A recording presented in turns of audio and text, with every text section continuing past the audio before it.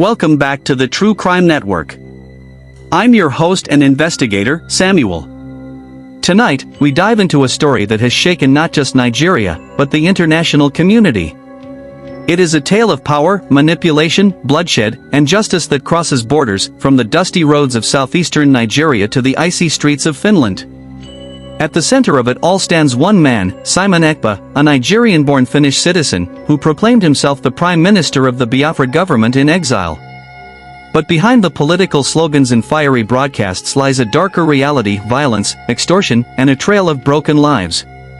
Stay tuned, subscribe to True Crime Network, and drop your thoughts in the comments, because this isn't just history. This is ongoing, and the truth is still unfolding. Simon Ekpa's story begins in Engbo, Ebonyi State, Nigeria, where he was born in 1985. His childhood was marked by the same struggles many in southeastern Nigeria faced: poverty, lack of opportunities, and the lingering wounds of the Nigerian Civil War, known to the Igbo people as the Biafran War. For many, the memory of Biafra was more than history, it was an open scar. Ekpa grew up hearing stories of suffering, starvation, and promises of a homeland that never came to be. From a young age, he displayed ambition. Locals described him as sharp-tongued, persuasive, and always hungry for attention. In his 20s, he found a way out of Nigeria, relocating to Finland, where he studied law and eventually gained Finnish citizenship. On paper, it was a success story, a young African immigrant building a new life in Europe. But Ekpa was not content with a quiet life. He wanted influence. He wanted power. In 2020, after years of staying relatively unknown, his name began to circulate in Nigerian diaspora groups online.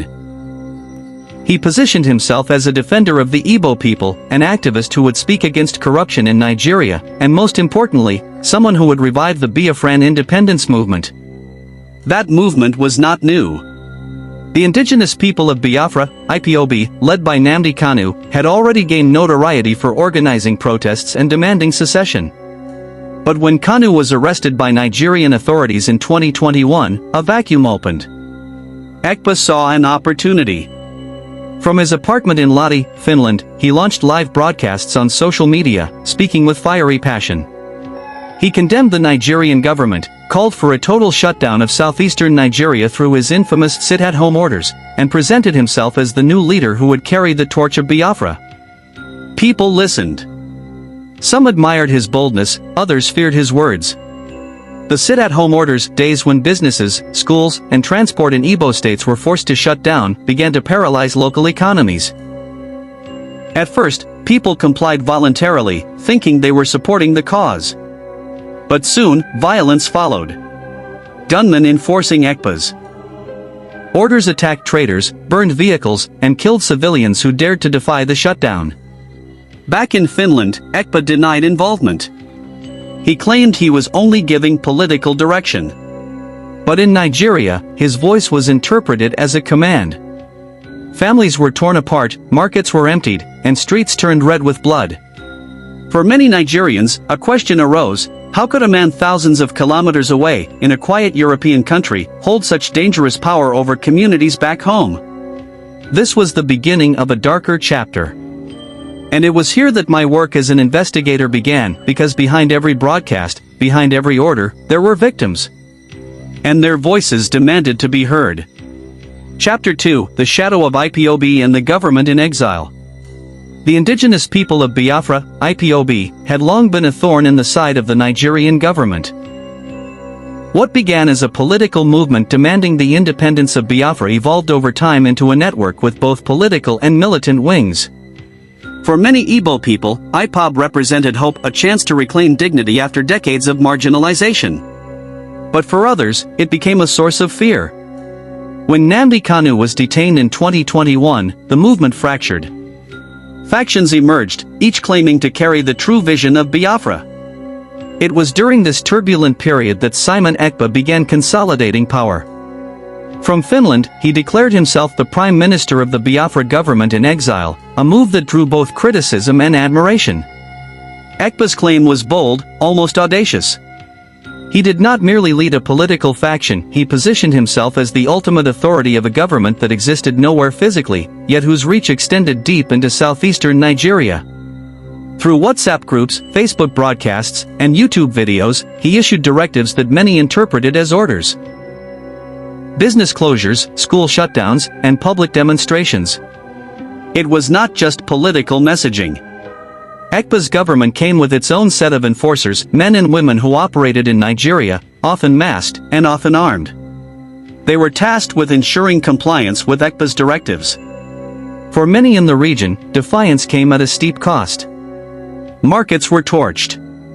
Vehicles were vandalized. Traders and commuters were beaten or even killed. Those who resisted were labeled traitors to the Biafran cause, making them targets.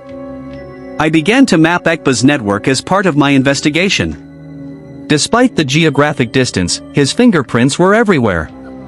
Social media was his weapon. Carefully crafted propaganda inspired fear and loyalty simultaneously. Every post, every video, every directive was analyzed for hidden messages. Sometimes, coded language was used to hint at upcoming operations. Other times, threats were explicit, leaving little room for interpretation. It became clear that Ekpa's influence was sustained through a mix of ideology, intimidation, and financial support. Money flowed from diaspora donors in Europe and North America, funneled through networks that were difficult to trace. Local enforcers received pay, weapons, and instructions to carry out acts that would paralyze entire towns. The more violent the response, the stronger Ekpa appeared to his followers. By early 2022, the government in exile had become a parallel authority. Schools in southeastern Nigeria often closed without warning, citing Ekpa's directives. Traders feared violent attacks if they opened their shops. Even hospitals reported disruptions, leaving communities vulnerable. Families lived in constant tension, not knowing whether they would wake up the next morning to destruction or death. Yet, the Nigerian authorities struggled to respond. Ekpa's physical presence in Finland made him legally untouchable. Diplomatic channels were slow. Requests for extradition were complicated by international law, Finland's judicial system, and questions about whether his broadcasts constituted incitement or merely political speech. Meanwhile, the people on the ground suffered, and the stories of victims began piling up on my desk. I collected dozens of statements, parents of children attacked, traders whose shops were burned, and local activists who had been threatened. Patterns emerged. The same villages reported similar attacks, always following Ekpa's directives. Witnesses described masked enforcers carrying weapons, checking homes for compliance with sit-at-home orders, and punishing anyone who disobeyed. One particularly chilling report came from Amuniochi, a town in Abia State. On a Sunday morning, local enforcers blocked the main road. Traders who dared to open their shops were beaten severely, while their wares were destroyed. The attackers carried banners that read, "Biafra must rise. Defiance will not be tolerated." This was the reality of Ekpa's shadow government, a network that operated with impunity, fueled by ideology, social media influence, and fear. The line between political activism and criminal operation blurred entirely. It was also in this chapter of the investigation that I began to see the deeper complexity. Ekpa was not acting alone. Local political figures, corrupt security officials, and diaspora financiers created a protective web around him. The network was sophisticated, and any effort to dismantle it would require not just fieldwork in Nigeria, but international collaboration. I realized that the story of Simon Ekpa was more than a tale of political ambition. It was a blueprint of modern transnational influence, where a man in Europe could wield deadly power in Africa without ever leaving his home. Understanding this network would become the cornerstone of the investigation, and it would take months of surveillance, interviews, and cross-border intelligence gathering to uncover the truth. By the end of 2022, it was undeniable, Simon Ekpa's government in exile was no longer theoretical. It was real and deadly. Blood on the streets, violence. In southeastern Nigeria. By mid-2022, the human cost of Simon Ekpa's influence had become undeniable. Towns across Abia, Enugu, Ebonyi, and Imo states experienced unprecedented disruption. What began as ideological activism had escalated into a climate of fear and violence. Communities reported coordinated attacks on traders, commuters, and even students. Vehicles on major highways were ambushed. Shops that dared to open during Ekpa's sit-at-home days were looted and burned. In some areas, villagers were forcibly confined to their homes while masked enforcers patrolled the streets. I received detailed reports from multiple victims. One case involved a mother named Amaka Obi, whose small market stall was set ablaze after she refused to comply with Ekpa's orders. Witnesses reported seeing armed men wearing black masks, shouting slogans about Biafra rising, and threatening anyone who resisted. Amaka barely escaped with her life, suffering severe injuries to her arms and legs. Another report came from Enugu, where a bus carrying commuters was stopped by Ekpa's enforcers. Passengers were forced to get off, and the vehicle was destroyed. Several people were beaten, and one man died on the spot. Eyewitnesses described the attackers as organized, almost military-like, operating with efficiency that suggested careful planning rather than spontaneous crime. The violence was not random, it followed patterns, always tied to Ekpa's broadcasts. On days he issued public messages urging compliance with Biafra shutdowns, attacks spiked. Local authorities were powerless, police often refused to intervene, either due to fear, corruption, or sympathies toward Ekpa's movement. As I dug deeper, it became clear that Ekpa's strategy relied on psychological control as much as physical violence. Fear was a weapon. Every attack reinforced his power, signaling to the population that obedience was the only safe option. Yet, simultaneously, propaganda painted him as a protector of Igbo identity and dignity. The duality made him untouchable in many minds. Financial support from the diaspora enabled Ekpa's enforcers to operate with sophistication. Weapons, vehicles, and communication devices flowed seamlessly across borders. I traced payments through intermediaries in Europe, often disguised as donations for humanitarian or cultural purposes. This funding network ensured that local operatives had the means to enforce Ekpa's directives with brutality and precision. By late 2022, reports of kidnappings also surfaced. Families were forced to pay ransom or publicly pledge loyalty to Ekpa's government in exile. One high-profile case involved a school principal in Aka, who was kidnapped and held for 3 days because the school remained open during a sit-at-home directive. The ordeal left the principal traumatized and sent a clear warning to educators throughout the region. The human stories were heartbreaking. Children unable to attend school, families living. Samuel's investigation, following the money and messages. As the body count in southeastern Nigeria rose, my focus sharpened. The violence was real, the victims were countless, but the man orchestrating it all was sitting comfortably in Lodi, Finland.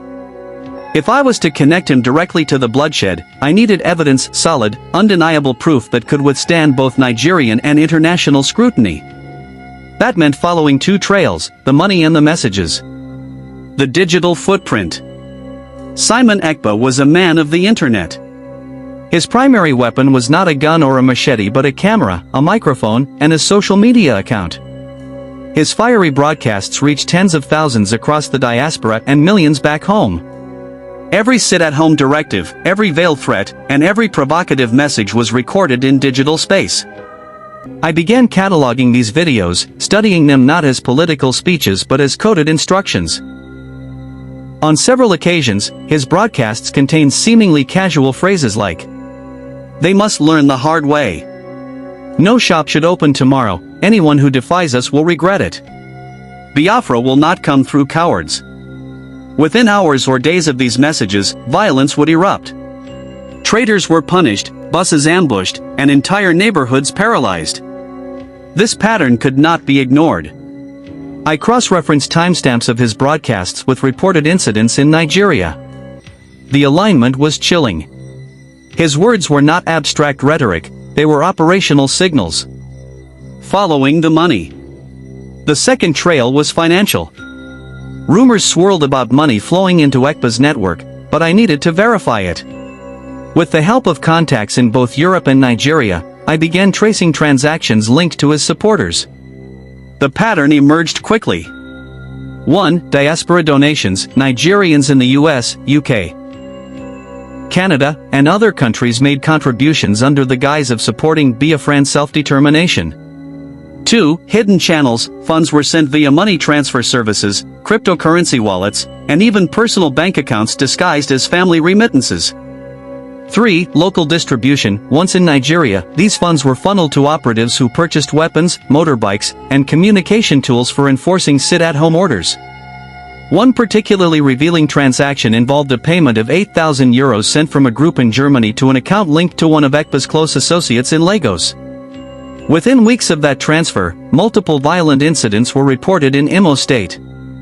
Weapons were recovered, and at least 2 arrested operatives admitted under interrogation that their funding came from abroad. Hidden messages. Beyond money, I discovered another layer of communication: encrypted messages. While Ekpa's public broadcasts served as broad instructions, private channels on Telegram and WhatsApp carried more specific directives. Screenshots leaked from insiders showed messages like, "Secure ABA by 6 a.m. No movements. Deal with the stubborn ones, let others learn. Funds arriving tomorrow, wait for instructions." These were not the words of a political activist, they were the words of a commander. Local collaboration. The deeper I dug, the more disturbing the revelations. Some local politicians were quietly sympathetic to Ekpa. They viewed him as a destabilizing force that could be leveraged for their own gain. Others paid him off to avoid becoming targets. Meanwhile, corrupt security officers often looked the other way, allowing his operatives to operate freely. One source, a former IPOB member who turned informant, told me, "Ekpa doesn't need to be in Nigeria. His voice is enough. He has soldiers on the ground, men who fear him, and men who profit from him. If he says, close the market, no one dares open. If he says, punish them, they move immediately." The challenge. Despite the overwhelming circumstantial evidence, I faced a daunting challenge. Legally, Ekpa was insulated by distance. Under Finnish law, freedom of speech was protected, and his lawyers argued that he was merely expressing political opinions. But the evidence I was compiling painted a darker reality. His words were direct incitement to violence. The task ahead was clear but dangerous. I had to gather enough evidence to prove beyond doubt that his broadcasts and financial networks were directly tied to killings in Nigeria. Only then could international legal mechanisms be triggered. Turning point.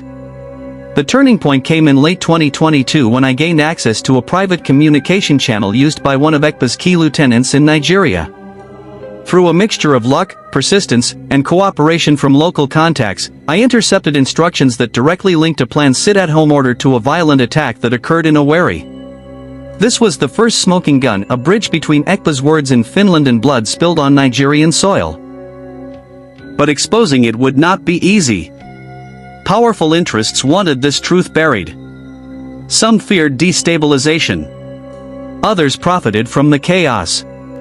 And as I would soon discover, corruption within Nigeria's own agencies would make the road ahead treacherous. Yet, as an investigator, I had no choice. The voices of the victims demanded justice. And I was determined to follow this trail wherever it led, even if it meant confronting forces larger than one man. Betrayal, hidden agents, and corruption. The deeper I went into this case, the clearer it became: Simon Ekpa was not acting in isolation. His network was layered, and within it, betrayal and corruption thrived. To dismantle the structure, I had to shine a light not just on Ekpa, but also on the hidden actors who enabled his rise. Betrayal within IPOB. When Nnamdi Kanu was arrested in 2021, IPOB fractured. Several senior members opposed Ekpa's rise, labeling him an opportunist. But others, seduced by his charisma and access to diaspora funding, sided with him. The result was a bloody internal struggle. I interviewed a former IPOB member in hiding who explained. Some of us believed in Kanu's vision. But when Ekpa came, he promised money, weapons, and international support. Many sold out. Those who resisted were silenced. Some disappeared. We knew who gave the orders. This betrayal within IPOB gave Ekpa an edge. By exploiting division, he consolidated power. But it also revealed his ruthlessness. He was willing to sacrifice his own people to strengthen his authority. Hidden agents. During my investigation, I stumbled on a startling revelation: Ekpa had allies in unexpected places. Corrupt officials within Nigeria's security agencies provided cover for his operatives.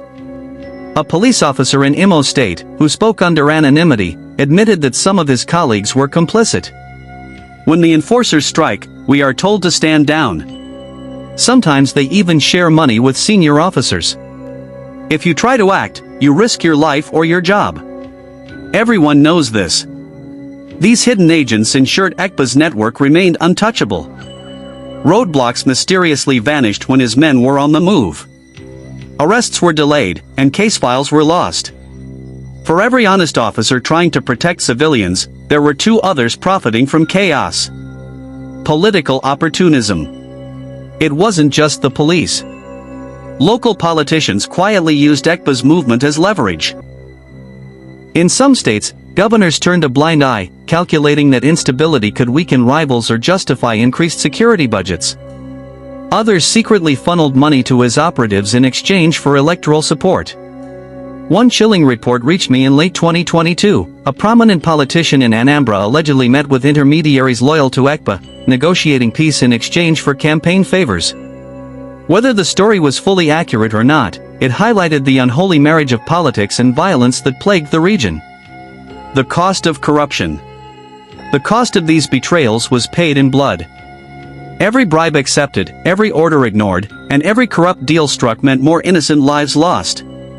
Communities were left defenseless, forced to obey Ekpa's directives not out of loyalty but out of fear. The voices of victims haunted me. A teacher in Abakaliki whispered during an interview, "We are trapped.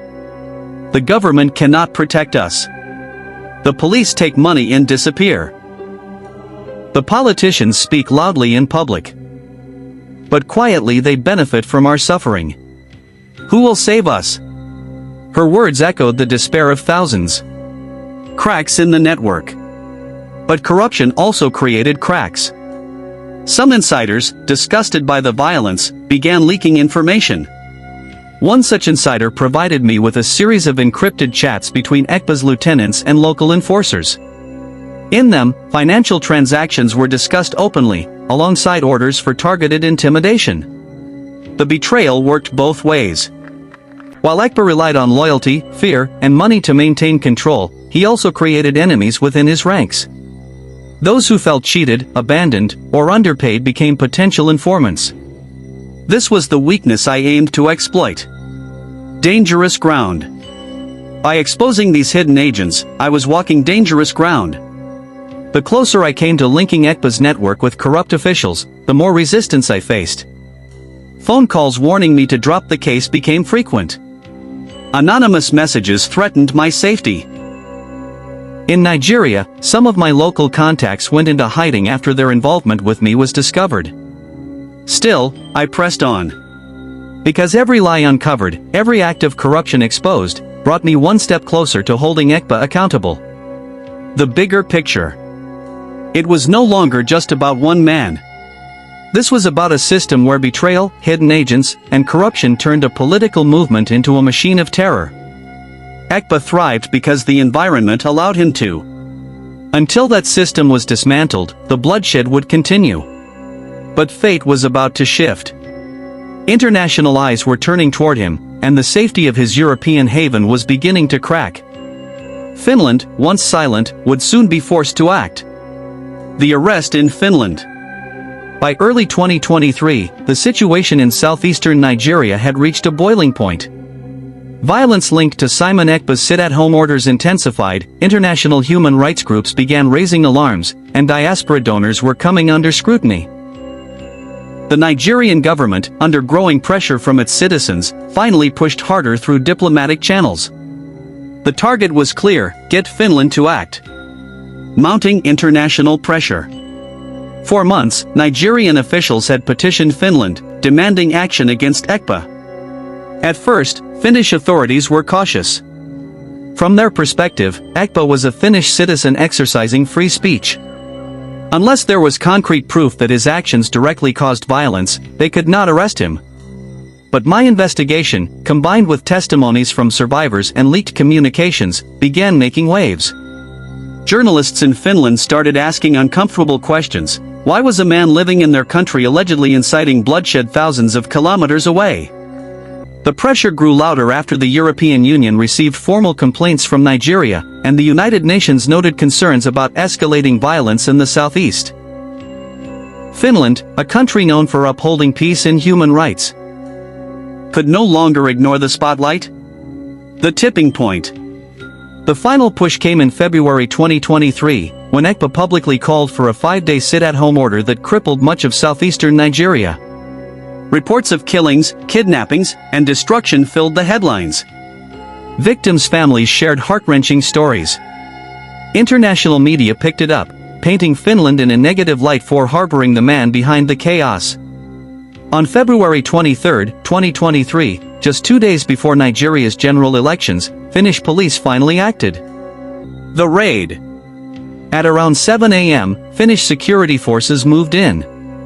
They stormed Ekpa's apartment in Lahti, executing a court order to bring him in for questioning. The arrest was swift but calculated. Authorities wanted to avoid giving him the chance to broadcast or spin the moment into propaganda. Neighbors described the scene as surreal. One recalled, "I saw unmarked vehicles outside. Then suddenly, officers in black went in. It was over quickly. Within minutes, he was in custody." For many Nigerians, news of the arrest spread like wildfire. Social media erupted with celebrations. Videos of people dancing in the streets of Enugu and Aba circulated, with captions like "Finally, justice begins." But others, particularly Ekpa's loyal supporters, denounced the arrest. Some even staged protests outside Finnish embassies abroad, claiming he was being silenced for fighting for Biafra. Inside the interrogation. Though the Finnish police did not initially disclose details, sources revealed that Ekpa was interrogated about his role in inciting violence, his funding sources, and his communications with operatives in Nigeria. Investigators also seized his electronic devices, phones, laptops, and storage drives, for forensic analysis. The key questions were: did his broadcasts directly amount to incitement to violence? Was there a financial trail linking him to armed groups in Nigeria? Could Finnish law prosecute him, or would extradition be considered? The legal maze. Despite his arrest, Ekpa was not immediately charged. Finnish law required a high threshold of evidence to prove incitement to violence abroad. His lawyers quickly argued that he was merely a political activist, not a criminal mastermind. They framed his words as free speech, protected under democratic rights. Meanwhile, Nigerian officials pushed for his extradition. But extradition was complicated.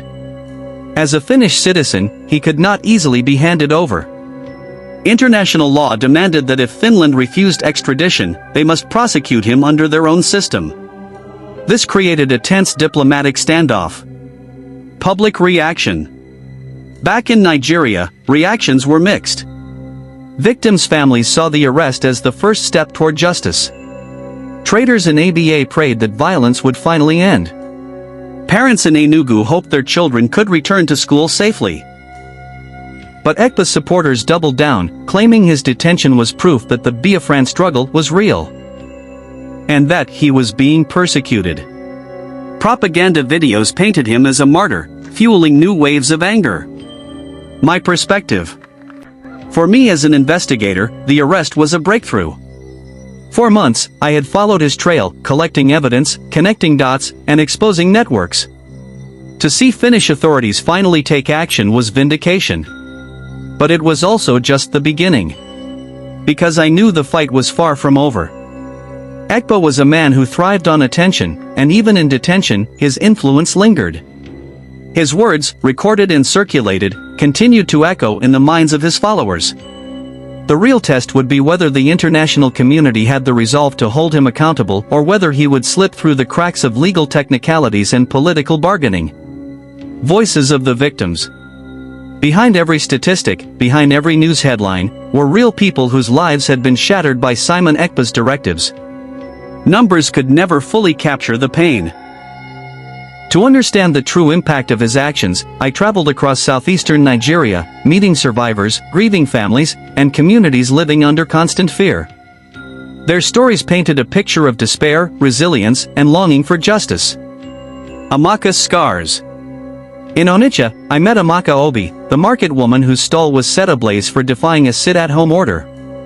Her arms still bore the scars of the fire. Her voice trembled as she recounted the attack. "I only wanted to feed my children. That morning, I prayed before opening my shop. Within an hour, they came. They poured petrol and lit a match. I screamed, but nobody helped, they were too afraid. My children now cry whenever they see fire. What crime did I commit, other than wanting to live?" Her story reflected the cruel logic of fear, obedience through terror. A father's grief. In Owerri, I met Chief Okri, whose 19-year-old son was killed while returning from school. The boy had boarded a bus that was stopped by masked enforcers. They forced passengers out, and when his son protested, they shot him. Tears welled in the father's eyes as he showed me a faded photograph. He was my only son. He wanted to become a doctor. Now he is gone, and the man responsible sits in comfort in Finland. How can that be justice? His grief was shared by countless parents who had buried their children too soon. The school that closed.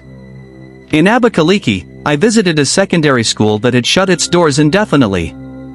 The principal explained, "We cannot operate safely.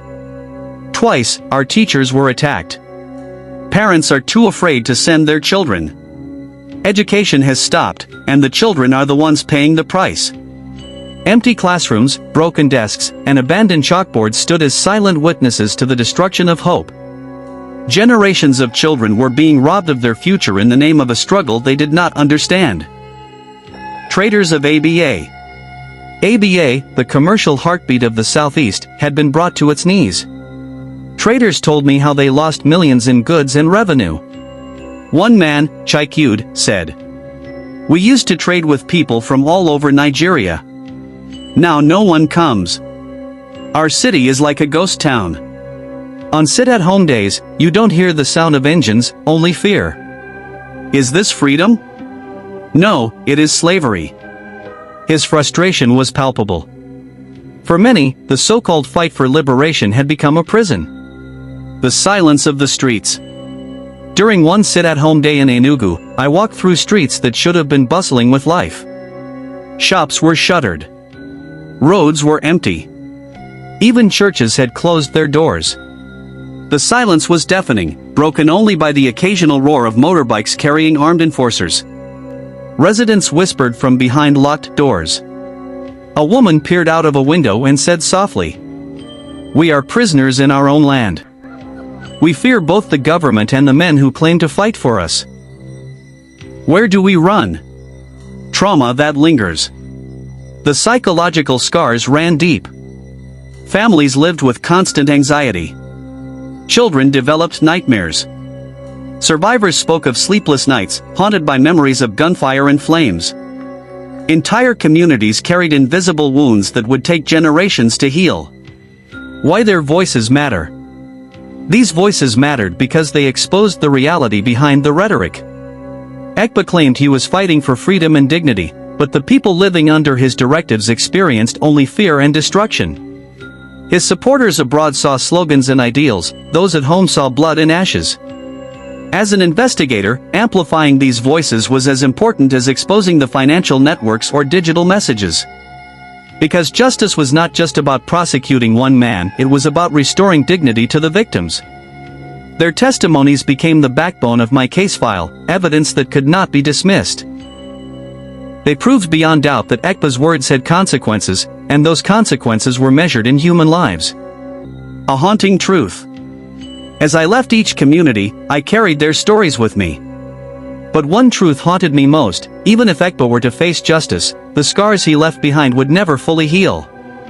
The voices of the victims were not just part of an investigation, they were a reminder of why this fight mattered.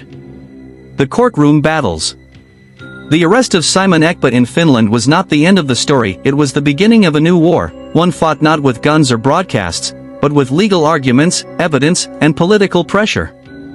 Courtrooms in both Finland and Nigeria became battlegrounds where the definition of justice was tested. The first hearings in Finland. When Ekpa was brought before Finnish authorities in early 2023, his lawyers quickly framed the narrative: their client was a political activist, not a criminal. They argued that his fiery speeches were protected under Finland's constitutional right to freedom of expression. One of his attorneys declared, "Mr. Ekpa has never lifted a weapon, never ordered anyone to kill. He is a voice of dissent, not a commander of violence." But the prosecution countered with evidence gathered from victims, intercepted communications, and financial trails. Prosecutors argued that his broadcasts were not mere opinions, they were operational instructions that directly led to violence in Nigeria. The hearings drew international attention. Nigerian media covered every detail, while Finnish outlets debated the limits of free speech in a globalized world. Could a man legally living in Finland be held accountable for crimes committed in another continent? Nigeria's push for extradition. Meanwhile, the Nigerian government pushed aggressively for extradition. Officials argued that Ekpa was no different from a terrorist leader orchestrating attacks abroad. They filed formal requests, citing international law and treaties against cross-border terrorism. But the road was not simple. As a Finnish citizen, Ekpa was shielded by strong protections against extradition. Under Finnish law, their citizens are rarely handed over to foreign governments. The burden fell on Finland to decide whether to prosecute him at home or release him. This legal tug-of-war created uncertainty. Nigerians demanded justice, but Finnish courts had to balance law, human rights, and international diplomacy. Testimonies of the victims. To strengthen the case, testimonies from victims in Nigeria were submitted to Finnish authorities. Survivors spoke through video recordings, describing how Ekpa's broadcasts triggered violence in their communities. Parents showed photographs of children killed. Traders displayed the ruins of their shops. One victim, speaking through a translator, said, "He may not hold the gun, but his words load the bullets. Without him, we would not be suffering." These testimonies carried emotional weight, reminding the court that the consequences of Ekpa's actions were not abstract, they were written in blood. The defense strategy. Ekpa's defense team relied on several key strategies. 1. Denial of control, claiming he had no direct authority over those committing violence in Nigeria. 2. Political framing, portraying him as a freedom fighter targeted for his activism. 3. Freedom of speech, insisting his broadcasts were opinion, not orders. 4. International distrust, arguing that Nigeria's judicial system could not guarantee a fair trial if he were extradited. These arguments resonated with some observers in Finland, especially those unfamiliar with the scale of violence in Nigeria. Public reactions. Outside the courtroom, the battles raged online. Supporters of Biafra flooded social media with hashtags demanding Ekpa's release, calling him a hero. At the same time, Nigerian activists and victims' families launched campaigns insisting he be held accountable. Protests erupted outside Nigerian embassies abroad, with placards reading, "Free Ekpa" on one side and "Justice for the victims" on the other. The conflict had transcended borders, becoming a global spectacle. A divided court. Weeks turned into months as hearings continued. Evidence was reviewed, arguments made, and political pressure mounted. Finnish judges faced a complex dilemma. If they freed him, they risked international backlash and the continuation of violence in Nigeria. If they prosecuted him, they set a precedent for holding citizens accountable for incitement abroad. If they extradited him, they risked criticism over Nigeria's human rights record. The courtroom became a mirror of global politics, where justice was not just about guilt or innocence but about international relations, human rights, and diplomacy. My role. As an investigator, I submitted my findings, financial trails, communication leaks, and interviews with victims as evidence. I testified that his influence was not symbolic but operational. I reminded the court that neutrality in the face of bloodshed was complicity. The courtroom silence after one of my statements was heavy. I had said, "Freedom of speech ends where innocent blood begins. And too much blood has been spilled." The unfinished battle. By late 2023, the case was still ongoing. Ekpa's lawyers filed appeals. Nigeria continued diplomatic pressure. Finland deliberated carefully, knowing that whatever decision they made would echo far beyond their borders. For the victims, justice still felt distant. For his supporters, he remained a symbol of resistance. And for the world, the case highlighted a new challenge. In the digital age, one man with a microphone could destabilize entire regions from across the globe. The courtroom battles were far from over, but one thing was clear: Simon Ekpa's fate would be decided not just by law, but by history. International pressure and dark networks. The courtroom battles may have placed Simon Ekpa under legal scrutiny, but behind the scenes, a much bigger struggle was unfolding. Governments, intelligence agencies, and hidden financiers circled the case like vultures, each with their own interests. Ekpa was not just a man in exile, he was a symbol, a pawn, and, to some, a tool in a game of power stretching far beyond Nigeria. Diplomatic pressure mounts. Nigeria's leaders knew that justice against Ekpa could not be won in isolation. They leaned heavily on diplomatic channels, sending envoys to Helsinki and lobbying European Union officials. The message was clear: this man's actions are fueling terrorism in our country. If Europe allows him to continue, the blood is on your hands. Behind closed doors, Finnish diplomats wrestled with competing demands.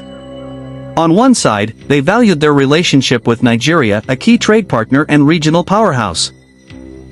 On the other, they faced human rights advocates warning that extradition to Nigeria could lead to torture or unfair trial.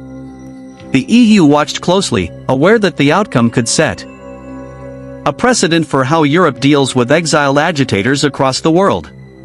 The shadow of dark networks. As I dug deeper, one question gnawed me: who was funding Simon Ekpa's operations? His broadcasts, propaganda networks, and ability to mobilize enforcers in Nigeria required resources far beyond what a single man could muster. Following the money trail, I uncovered a web of donations, much of it funneled through cryptocurrency. Transactions flowed from diaspora groups in Europe and North America, but there were also signs of deeper, more sinister connections, money moving from shell companies with links to international arms dealers and political operatives. These networks were not just about ideology. They thrived on chaos. In unstable regions, weapons sold faster, smuggling routes opened wider, and governments grew desperate. For some, the violence in southeastern Nigeria was a business opportunity. Intelligence agencies take notice. It wasn't long before I realized that Western intelligence agencies were quietly monitoring the case. The CIA, MI6, and even Interpol had files on Ekpa. Not necessarily because of his ideology, but because of the instability his actions created. Every act of violence in Nigeria threatened oil supply chains, trade routes, and regional security. One retired intelligence officer confided to me off the record: "When someone in Finland can destabilize an entire region in Africa with a microphone, we pay attention." Not because of him, but because of the ripple effects. Ekpa had unwittingly placed himself at the intersection of global security concerns. Propaganda wars. As legal and diplomatic battles raged, a parallel war played out online. Social media became a weapon. Hashtags, doctored videos, and fake news flooded platforms. Ekpa's supporters portrayed him as a freedom fighter silenced by colonial powers. Nigerian activists portrayed him as a terrorist hiding behind free speech. Cyber investigators traced many of these campaigns to troll farms, some based in Eastern Europe, others in Africa. It became clear that Ekpa's image was being manipulated not only by genuine supporters but also by actors seeking to exploit division. The victims forgotten. In the midst of international debates and power struggles, the voices of the victims risked being drowned out. Their pain was reduced to talking points in diplomatic memos and soundbites in global media. I carried their testimonies into every meeting I attended, reminding policymakers and journalists that this was not just a geopolitical puzzle, it was a human tragedy. For every speech Ekpa made, lives were lost. For every delayed decision in Finland, another family buried their child in Nigeria. A dangerous web. The deeper I went, the clearer it became. Simon Ekpa was a node in a much larger web. His role was significant, but he was not the mastermind of everything. There were hidden benefactors who thrived in shadows, men and women who never appeared on broadcasts but whose fingerprints were on every act of chaos. If Ekpa fell, someone else could rise. That realization was chilling. The fight for justice was not just about stopping one man but dismantling an entire network of fear and profit. The world watching. By late 2023, pressure reached its peak. International headlines asked, should Finland prosecute Simon Ekpa? Human rights groups, African leaders, and Western politicians clashed over the answer. Whatever happened next would shape not only Ekpa's future but also the credibility of international law in the age of digital warfare.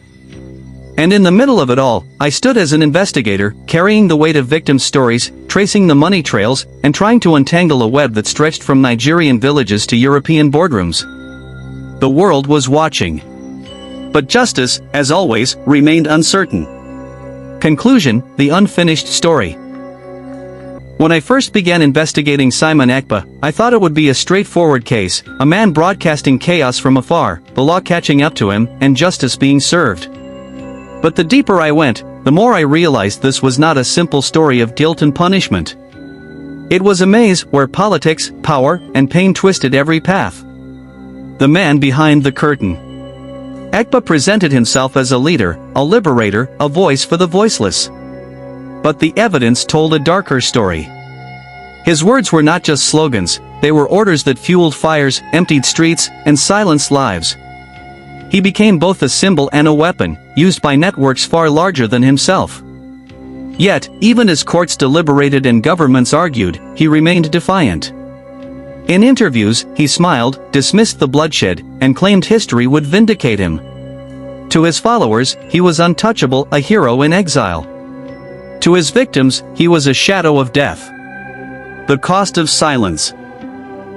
Throughout my investigation, one question haunted me: how did it come to this? How did one man, living thousands of miles away, gain so much control over millions back home? The answer was painful: silence. Silence from governments too slow to act. Silence from international bodies unwilling to confront uncomfortable truths. Silence from communities too afraid to speak. Every day that silence lasted, more people suffered. And even as the world debated his fate, the fires he lit continued to burn in southeastern Nigeria. The victim's legacy. I returned to the villages, the towns, the families torn apart. Their faces stayed with me. The father holding his son's photograph. The woman showing her burned scars. The children whose classrooms had been abandoned. Their pain was real. Their stories were evidence. And their voices demanded to be remembered. For them, this was never about politics or speeches, it was about survival. Justice for Simon Ekpa would mean nothing if their suffering remained unseen. Justice or delay. By the end of 2023, the Finnish courts had not yet delivered a final verdict. The Nigerian government still pressed for extradition. Human rights groups still raised alarms. And ordinary people in Nigeria still counted the cost of waiting. Justice was not denied, but it was delayed. And delay, for the victims, was another form of suffering. The larger battle. I realized something bigger: even if Ekpa were convicted, the fight was far from over. The networks that funded him still existed. The enforcers in Nigeria still had guns. The propaganda still spread like wildfire online. Stopping one man would not erase the scars. The real battle was against the system of fear, manipulation, and exploitation that gave him power in the first place. My final words. As I file this report for the True Crime Network, I think of the role of investigators like me. We are not heroes, we are witnesses. Our job is to uncover the truth, to amplify the voices of those silenced, and to remind the world that behind every statistic lies a human life. Simon Ekpa's story is not finished. His trial continues. His influence lingers. His networks adapt. But so too does the resolve of the victims, the courage of communities, and the demand for justice. And so, this investigation closes not with a period, but with a comma. Because the story of Simon Ekpa is still being written by courts, by governments, and most importantly, by the survivors who refuse to be forgotten. Epilogue. Samuel's reflection. This is Samuel, your investigator and host, signing off. If you've stayed with me through this long and difficult journey, I ask you to honor the victims by keeping their stories alive. Share this video. Leave a comment. Subscribe to True Crime Network so we can continue exposing the truth. Because until justice is served, the story remains unfinished.